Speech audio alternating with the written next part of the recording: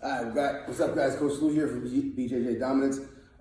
So the past weeks, I've been going over a lot of information from recovery stuff to nutrition to performance stuff. The scope of work I'm going to use for the next couple of weeks is just going to be a series of exercises that I think really benefit every athlete. And since I'm being specific here, it's going to be specifically geared towards jiu-jitsu guys and girls.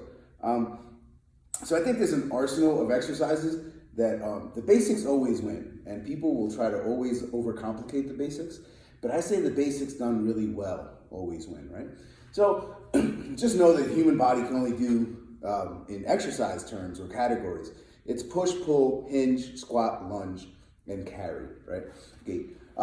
You can look up some guys like Dan John and others that are big into it, and that's how they classify exercises. And certain exercises are just fall into those categories, and some mix right in together, right? So, really quick, one exercise that it doesn't matter who I'm training. I just know, like my physical location business, TSA, train a lot of everyday people, a lot of dads, moms, classical, a lot of athletes, and all these people are gonna do a certain series.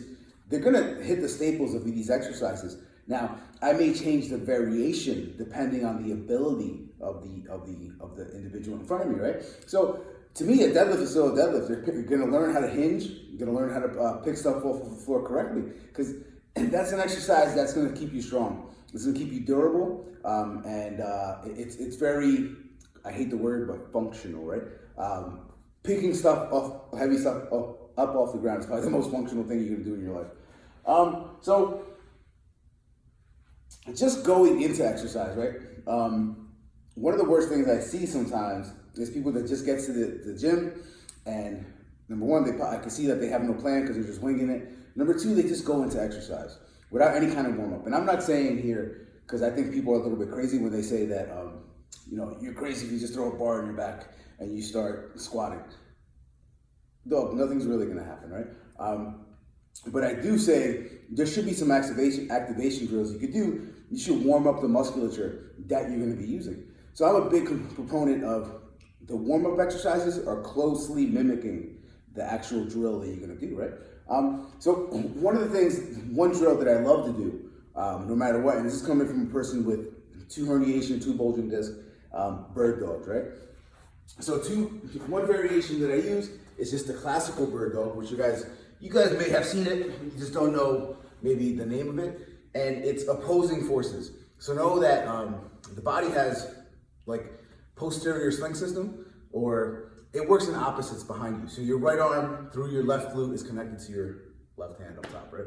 So if we work on this position, and I would just do, I don't really care about the reps here, do it till you feel good, but you should also be squeezing as hard as you can, strong contractions, right? So right leg back, left arm out, squeeze as hard as you can. And you wanna squeeze that glute and lower back as hard as you can, right? Keep bringing this hand should be pressing into the ground. Maybe 10, 20 reps per side, right? One way you could advance that if you feel like for whatever reason that's too easy, which hard to believe, but maybe, is here. You add the band. I always kind of just grab like this, and then you're gonna go, same thing. For me personally, I feel about the same about a contraction, right? I don't care about the resistance, it's how hard am I squeezing those muscles. So that's gonna help the musculature of the upper back, across the lower back, right? So one of the hardest things to learn with deadlifting is how to hinge. And hinging is kind of like, think of it like, I always say, like, think like you're bowing to somebody, right? So one of the ways, if somebody is having a really difficult time, there's a couple things I might do, but one of the things is I might force their hips back, right? And you can just take an average band, nothing special, 15, 20 bucks, whatever it is. Put it right on the crease of the hip, right? Make them go into the resistance a little bit, step forward. And then what you want to do is then they want to hinge. It's going to help pull their hips back, right? With a flat spine. So the other key is you don't want to round. So I would say hold the book open right in front of your face, and you're going to act like you're bowing to somebody, right?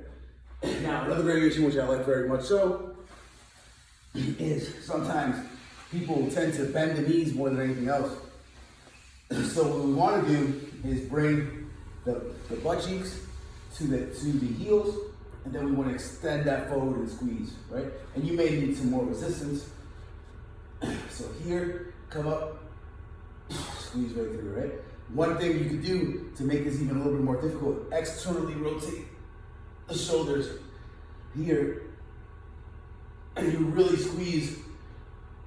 And I even got a good pop in the lowest part of my back just by doing that, which reminds me I should be doing it more often.